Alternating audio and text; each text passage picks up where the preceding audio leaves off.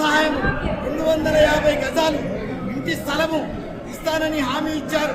నెలకు గౌరవ వృత్తి 25,000 పింఛన్ ఇస్తామని మాకు హామీ ఇచ్చారు.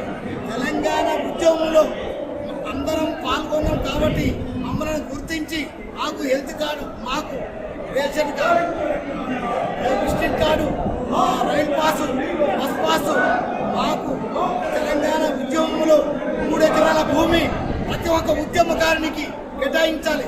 తెలంగాణ ఉద్యమంలో పనిచేసిన వారికి ఉద్యమకారులకు 25,000 వృత్తి కూడా ఇవ్వాలి అని గౌరవ ముఖ్యమంత్రి గారిని రేవంత్ రెడ్డి సార్ని స్పందిస్తున్నాను. గౌరవ